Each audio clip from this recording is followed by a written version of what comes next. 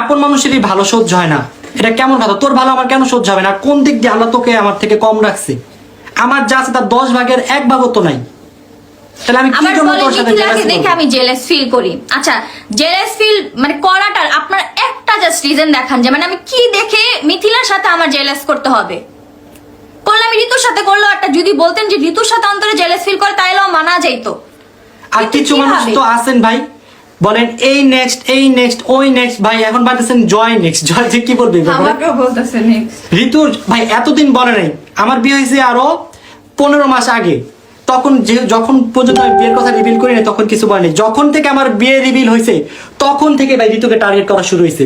ঋতুর ঘুম আসতেছে ভাই, এমন করেছে বলে ভাই ভাবি সকালে জার্নি করে এয়ারপোর্টে গেছি, ওখানে আমার ঘুমে সারা রাত কেউ ঘুমাইতে পারিনি ভিডিওর জন্য। প্লাস আমাদের প্রস্তুতি নিতে হবে আমাদের জিনিস। আচ্ছা দেখো, যে আমরা লাইভ করতেছি এখানে, ইয়াসিন ওর স্টোরি দিছে যে হ্যাঁ আমি সব বানাই বলছি, এত সুন্দর করে স্টোরি বানাও, ওয়াও। ভাই ওর লাইফটা দেখেন, তোতলাইতে শেষ, সে বানায় পরেরটা দেখো স্টোরি। ওদেরকে কি দিয়ে লাইভে নিয়ে আসছে? যে তোমাদেরকে টাকা পয়সা দিয়ে ভাই নিয়ে কত আসছে দিছি বল যায় তুই? এগুলো ঠিক না ইয়াসিন। ইয়াসিনকে টাকা পয়সা দিয়ে মনে হয় নিয়ে আসছিলা কখনো, এই জন্য ইয়াসিন এগুলো বলতেছে এখন। কেউ চাইলো না আমার ক্ষতি হোক বা ক্ষতি করছে। তুমি তোমার মামারে, তোমার মামিরে, তোমার ফ্যামিলি মেম্বারে বাস দিবা। আমরা আজকে সত্যি কথা লাইভে এসে একবার আমরা লাইভে আসতাম না আজকে। ও যখন এই কথাটা বলছে যে অন্তরা রাকিবের টাকা দেখে, এই দেখো মিথিলা কত বড় থার্ড ক্লাস একটা মেয়ে, টাইপিং দেখো, শাক দিয়ে মাছ। মিথিলা তোর যা যা আছে আমার কাছে, মিথিলা আমি যদি ছাড়ি মিথিলা তুই শেষ। মিথিলা তুই কার সাথে কি কি করে আসছো সব কিন্তু আছে মিথিলা, এগুলো সব কিন্তু সোশ্যাল মিডিয়াতে আছে। আমি কিন্তু শাক দিয়ে মাছ ঢাকতেছি না, তুই আমারে বাধ্য করবে এগুলো পাবলিক হইতে, আমি বলে রাখলাম। আচ্ছা আমি আরেকটা কথা বলি, ইয়াসিন যেটা বললো যে গ্যাঞ্জামটা শুরু হয়েছে, ও বলছে কি ইতি আমাদের সাথে গেছে এই জন্য। মানে আল্লাহর কসম আমি এই কথাটা শুনছি আজকে শুনছি আমি এই কথাটা, আমি জানতামও না। ও অনেক উল্টাপাল্টা কথা বলছে, ওগুলো আমি বলতে চাই না। আচ্ছা ইতি হচ্ছে আমার ছোট বোন, ও কি এতটুকু ডিজার্ভ করে না যে ও আমার বার্থডের দিন আমাদের সাথে যাবে বা রিসোর্টে থাকবে? এতটুকু কি ইতি ডিজার্ভ করে না? মিথিলা কেন এই মেয়েটা এত জঘন্য, এত খারাপ, এত থার্ড ক্লাস একটা মেয়ে আমি আমার লাইফে আমি আমার লাইফে জীবনে দেখি। ইয়াসিনকে আমি অনেক না করছি, ইয়াসিন তুমি আমার সাথে যাও না, আমি ভালো না, কিন্তু ইয়াসিন আমাদের কারো কথা শুনে নাই, গেছে। বুঝবি ইয়াসিন, তুই আজকে একদিন না একদিন তুই বুঝবি কে কার হাত ছাড়ে, কে কোন জায়গায় কি হয় তুই দেখবি। তুই বলছিস না আমার ওয়াইফ আমার টাকার জন্য আসছে, তোর কাছে টাকাই সব। এই যে আজকে তো তুই টাকা সব সেই এরকম, তুই আজকে ওদের বইলার ফেললি যে আমি ওদের টাকা দিয়ে নিয়ে আসছি। কিরে কত টাকা দিছি ক? ইয়াসিনে জানে না ক, আমার তো অনেক টাকা। আমার ছোট বোন মানে দেখেন, ওকে কিন্তু আমরা কোথাও ওরকম ভাবে নেই না। যে কক্সবাজারের ট্রিপটা বলেন, আমাদের রুমের সিস্টেমটা ওইভাবে হয়েছে যেহেতু সবাই জোড়া এই জন্য ওইভাবে নিতে পারছি। আর আমার বার্থডে সময় নিছে, হ্যাঁ ওদের সবার একটু কষ্ট হয়েছে থাকতে, আমিও জানি, কিন্তু আমি বলছি যে আমি আমরা হচ্ছে ইতি গেলে আমার টাকা যাবে, তুই কে ভাই? তুই কে? তুই তো যাস আমার টাকা। আমি আর ইতি নিচে ঘুমাইছি, ওরা হচ্ছে সব মানে ইয়াসিন মামা আর মিথিলা আন্টি এক বেডে শুইছে, আর হচ্ছে ইয়াসিন মামা সরি জয় মামা হচ্ছে উপরে শুইছে। মানে 2টা বেড ছিল, একটা রুমে 2টা বেড ছিল, আর আমরা আরো 2টা এক্সট্রা বেড নিয়ে আসছি যেটা নিচে রাখে। তো ইতি আর আমি সেখানে শুইছি। মানে আমাদের কথা হচ্ছে যে আমরা সবাই তো মানে ছোট, তো আমরা একসাথে থাকি, মানে বেশি জায়গায়। ভাই আমার কাছে আরো অনেক প্রুফ আছে, আমি সব টানতে চাচ্ছি না, বাট আমার যদি বাধ্য করে আমি সত্যি নিয়ে আসবো। আমি রাকিবকে বলছি ওই দিন যে আচ্ছা যদি আরেকটা রুম লাগে তাহলে আমি ওটা টাকা দিয়ে দিতেছি, তাহলে ঋতু আর ইতি ওই রুমে থাকুক। ঋতু বলছে না আপু দরকার নেই, আমরা তো এখানেই থাকতে পারবো। কারণ টাকা সেভ করলে তো আমাদেরই ভালো না, আমরা টাকা কেন নষ্ট করবো শুধু? ভাই ওরা আমার টাকা মানে ওদের টাকা, ওদের টাকা মানে আমার টাকা, আমার জিনিসটা আমাদের এইভাবে ক্রিয়েট করা। বাট তুমি এসব বুঝবা না। 2 দিন ধরে আইসা আমাদের গ্রুপটা পুরো ধ্বংস করে দিছো, আর উল্টা সেই ব্লেমটা অন্য একজনের টার্গেট করলা। আমি হচ্ছে মাস্টার মাইন্ড। আচ্ছা আপনারা দেখেন, যদি আমি মাস্টার মাইন্ডের হইতাম তাহলে জয়দের বাসায় যে ওই ইতি এটা আসছে, তারপরে আমি বলতে পারতাম না যে আমার জামাই টাকা দিয়ে রিসোর্ট বুকিং করছে, এখানে মিথিলার ভাই কেন আসবে? কই আমি তো বলি নাই। আর সবচেয়ে বড় কথা হচ্ছে ওকে আপনারা যে বলেন যে ও গ্রুপে থেকে আলাদা করবো, ওরা আলাদা করবো, ভাই ওরা এরা কেন আলাদা করবো? তোর জামাইরে আলাদা করতে পারে, ঠিক না? জামাইরে আলাদা করলে জামাই আলাদা বাদ দাও, তোমার আরেকটা চ্যানেল আছে, আমার চ্যানেল আছে, রাকিবের 2টা চ্যানেল আছে। আমরা কি চাইলে ওইখানে কাপেল ব্লক করতে পারি না? সবাইকে আলাদা করে তারপর আমার কেন কাপেল ব্লক করতে হবে? ভাই ফুল ফ্যামিলি থেকে ওদের সবাই ওদের এই কাজের কারণে কোনো ফ্যামিলি কারো কাছে ওরা দাম পায় না, কোথাও ওরা যাইতেও পারে না, এরকম একটা অবস্থা হয়ে দাঁড়াইছে। আবার নিজের আবার উল্টা পাল্টা পোস্ট দেয়। ও লাইভ এসে যে মিথ্যা কথা বলছো তোত্তানিটা খালি দেখেন। আমি এতটুকুই বলবো, আমার চেতাও না, চেতাইলে আমার কাছে বাকি যা আছে আমি এগুলো সামনে নিয়ে আসবো। তোমরা যে বলো প্রুফ, আমার মাকেও তুমি বাজে কথা বলছো কালকে গ্রুপে, আমি সবকিছুর প্রুফ নিয়ে আসবো। রাকিবের মা, ঠিক আছে, সে হচ্ছে ওর কি নানি শাশুড়ি কাউকে নিয়ে respect করে যদি না। কেউ এরকম টাইপের যে একটা বলতে কথা পারে যে সব বলতে ময়লা আমার বাসা থেকে বের করে দাও ওর ময়লা ভাই, আবর্জনা বলছিল। সে তাইলে আর কত রেসপেক্ট করবে? ভাই প্রচুর ভয় করে আসমা মেয়েটা। বলছিল যে তখন কি তোমরা আমাদের বাসায় গেছিলা? ভাইয়ারা তো ছিলই না তখন ফার্স্ট অফ অল বাসায়, আর যারা আমাদের বাসায় বড়রা ছিল আমরা আমরা কেউই ছোটরা তো ছিলাম যাবো না। না। বড় হচ্ছে আমাদের ফ্যামিলির সবচেয়ে বড় হচ্ছে আমার আম্মু আর আপু গেছে। তো আম্মু আর আপু বলাতেই সেখানে বলতেছে যে ময়লা আবর্জনা কেন আমাদের বাসায় আসবে, সেখানে আর কোথায় কেউ যাবে, কেন যাবে কেউ? ভাই বাদ দাও, আমি এই টপিক না টানতে চাচ্ছি না, বাট ওরা যদি আমার টানে আমি অবশ্যই আসবো।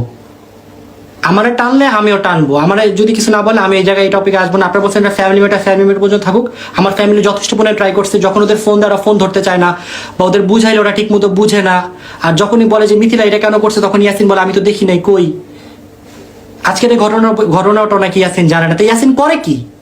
ইয়াসিন কিছুই জানে না, ও কিছুই জানে না। ওর বউ কোনো কিছুই করে না, কিছুই জানে না, সব হচ্ছে অন্তরা করে, রাকিব করে, তারপরে ঋতুরেও নেক্সট এখন রাখছিল টার্গেট মিথিলা, ঋতুকে টার্গেট করে কিন্তু সে ইয়াসিনকে নিয়ে চলে গেছে। আচ্ছা একটা ও দেখো না কি স্টোরি দিচ্ছে, 1000 টাকার জন্য তোমার ওয়াইফ তোমাকে অপমান করছে, কে তুমি?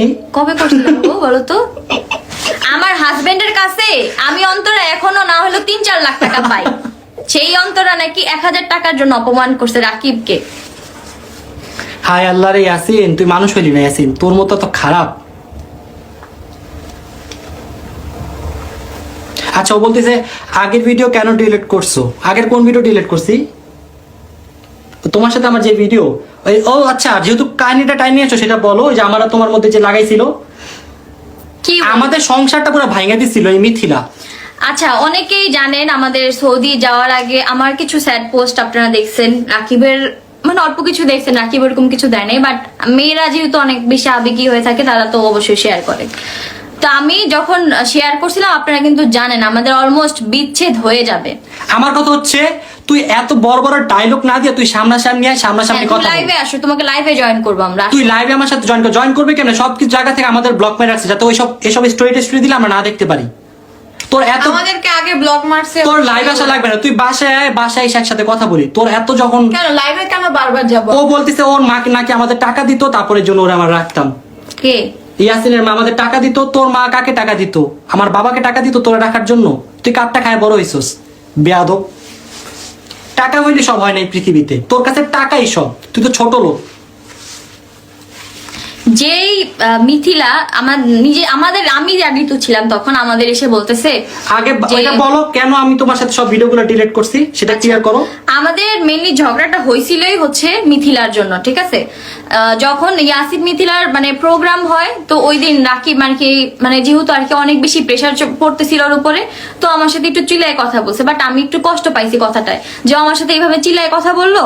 তো আমি নর্মালি এসে রাগ করে আমার মতো আমি বসে আছি, মানে ওর সাথে কথা বলতেছি না। মানে আমাদের সবার সাথে চিলে হ্যাঁ। গেছিল ভাইয়া। ভাই আমার কথা হচ্ছে আমি ভিডিওটা আমার শেষ করতে হবে, সময় নাই তাড়াতাড়ি। তো আমার ব্লগ এরকম হয়, আমার একটু 19-20 আমরা ব্লগে আসলে আমরা কেউ ফোন ধরি না, তো সেখানে আমরা ওদিনকে একটু বেশি ফোন টিপতেছিলাম, তো এই জন্য ভাইয়া সবার সাথে ছিল। তো আমি আমার মতো ঋতুও দেখছি, আমি আমার মতো এখানে একটা বসার স্পেস ছিল দোলনার মতো, তো আমি ওখানে এসে আমার মতো বসে আছি। মানে আমার যখন মন আপসেট থাকে তখন আমি খুব একা থাকতে অনেক পছন্দ করি।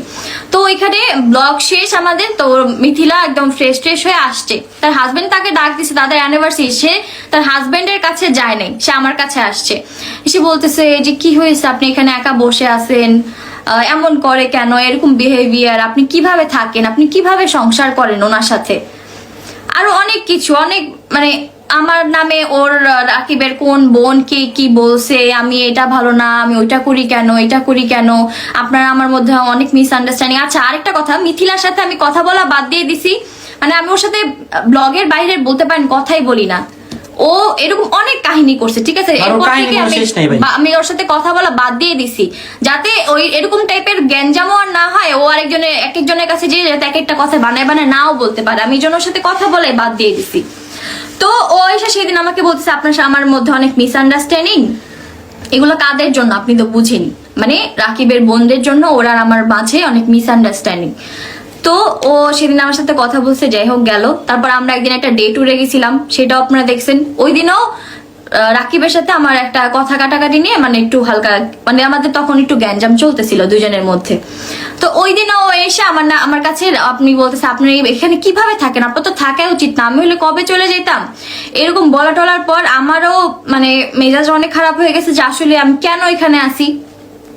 ও বলে আপনাকে আমাকে তাবিজ করে বিয়ে করে নিয়ে আসছে। তাবিজ জিনিসটা কি আজ পর্যন্ত বলতে পারবো ওর না। হাতে ওর দেখবেন কাছে তাবিজ শুনছি। ঝুলতেছে, ওর জামাইয়ের ওর এই তাবিজ হাতে করছে। তাবিজ, ঠিক আছে? ওরা ওর ফ্যামিলি এগুলো ভালো বুঝে, তাবিজ আমাদের তো ফ্যামিলি আমরা আমাকে জীবনে তাবিজ বলতেছে দেখিনি। আপনাকে আমাকে তাবিজ করে বিয়ে করে নিয়ে আসছে, এই জন্য তেন আরো অনেক কিছু। তো যাই হোক আমি বাসায় আসি, বাসায় এসে পর আমি আমার মতো করে আমি সেদিন রাকিবের সাথে অনেক রাগারাগি করে আমি আমার বাসায় চলে যাই। মানে আমাদের সম্পর্ক একদম শেষই হয়ে যাবে। দেখেন মিথিলার জন্য। এইদিকে আমার আর রাকিবের সেই গ্যাঞ্জাম লাগাই দিয়ে সেই ইয়াসিন আর তার নিজের ভিডিও শেয়ার করতেছে, তাদের এত বেশি ভালোবাসা, তখন ভালোবাসা একদম মানে এতটুকু ছিল, তখন ভালোবাসা হয়ে গেছে এতটুকু গেল। তারপর আমাদের তখন 7 মিলিয়ন হয়েছে না, না তখন মাত্র 6 মিলিয়ন। 6 মিলিয়ন হয়েছে। মানে সে আমি যখন বাসায় ছিলাম না, তারা প্রতিদিন এই বাসায় আসে, এই মিথিলাও আসে, রাকিবও আসে, এসে আমি তো এই বাসায়। মানে মিথিলাও আসে, ইয়াসিনও আসে, এসে এসে ভিডিও বানায়। মানে আমাকে দেখানো মানে দেখায় আমার অনেক খারাপ লাগতেছিল তখন, যে মানে আমি ওর মানে কথাটা শুনে আমি কেন আসলাম। তখন আমি আমার ভুলটা বুঝতে পারছি। দেন আমরা দুজন মিলে সর্ট আউট করছি সবকিছু। তারপরে যেদিন আমরা ওমরায় যাব তার একদিন আগে আমি আমার এই বাসায় আসছি এই মিথিলার জন্য। আমি আমার বাসা থেকে না হলে 10-15 দিনের মতো আমি আমার আম্মুর বাসায় ছিলাম। মানে সে চাইছে আমার সংসারটা ভেঙে দেওয়ার জন্য। ফার্স্টে তো বলছি তার মা তার চাইছে যে রাকিবের সাথে তার বিয়ে হলো ঠিক হইতো। ইয়াসিন কালো, এটাও বলছে ওর মতো ইয়াসিন মিথিলা আমি কালো, করব বিয়ে। ছি, আমি দেখছি না ও কি করে। ইয়াসিন কালো, এইটা ইয়াসিনের টাকা পয়সা নাই, তোমার সাথে যায়, তুমি কত ফর্সা, ইয়াসিন এমন কালো, এগুলো এসে ও আমাকে বলছে। ওর যা ইচ্ছা তা করুক, এই টপিকে আমি আর কথা বলতে চাই না, ফালতু মেয়ে নিয়ে আর কোনো কথা বলবো না। আমি যদি নেক্সট টাইম দেখছি আমাদের নিয়ে কোনো উল্টাপাল্টা পোস্ট দিতে, আমি অ্যাকশন নিব, অবশ্যই আমি অ্যাকশন নেব। প্রতিবার আমি অ্যাকশন নিব, যতবার আমাকে টানা হবে আমি অবশ্যই অ্যাকশন নিব। আর তুমি যে বলো না টাকা টাকা টাকা টাকা, তুমি 2 দিন ধরে দেখছো, এর জন্য তোমার কাছে তোমাদের দুজনের কাছে টাকা মানে অনেক কিছু। আমি 2 দিন ধরে টাকা কামাই না, আমার ফ্যামিলি 2 দিন ধরে টাকা দেয় না, টাকার মুখ দেখে নাই। তোমরা ওর ওয়াইফ পোস্ট দেয়, আমাদের ফ্যামিলি 2 দিন ধরে টাকা দেখছে, এরকম একটা পোস্ট দিয়ে আমাদের পিঞ্চ করে পোস্টটা করছে। আমি এগুলো সব বিস্টরিতে দিব, আমার কাছে আছে। না কোনো দরকার নাই।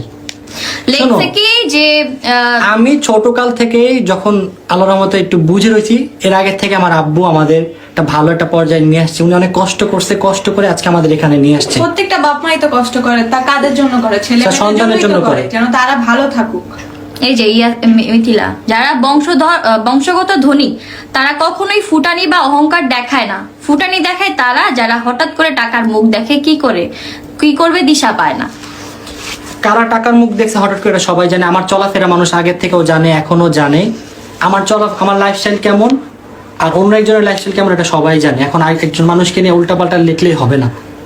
এসব উল্টাপাল্টা কাজ করা বাদ দাও, মানুষের কাছে ভালো সাজার চেষ্টা কম করো। তুমি বলছো তোমার জামাই প্রুফ নিয়ে আসবে, তোমার জামাই তো কোনো প্রুফ নিয়ে আসতে পারলো না, সব তো মুখেই বকবক করলো। মুখেই তো বললো। আর এইটাও তোমার হাজবেন্ড যে কথাগুলো বলছে ওইখানে তো প্রমাণই আছে যে তুমি গ্যাঞ্জামটা শুরু করছো। তুমি যে আরেকজনের বাসায় কথা বলে আসছো আমার বোনের ব্যাপারে, আমার ব্যাপারে, তোমার হাজবেন্ড নিজের মুখে বলছে। এখানে আমাদের তো বলার কিছু নাই। আজকে ইয়াসিন মিথিলা যদি প্রতিবাদগুলো করতা, তাহলে আজকে তোমার এই দিনটা দেখতে হতো না। আর তুমি সেইখানে বলো আমি নাকি প্রতিবাদ করি না। মিথিলা অনেক কিছু করছে, আমি রাকিবকে অনেকবার বলছি যে দেখো এগুলা বলছে আমার ব্যাপারে। রাকিব কিছু বলে নাই, কারণ ও চায় নাই যে ইয়াসিনের সাথে ওর সম্পর্কটা নষ্ট হোক এই মিথিলার জন্য। বলছে থাক তুমি এগুলোতে আমি বলছি থাক, দরকার নেই। ও যদি করে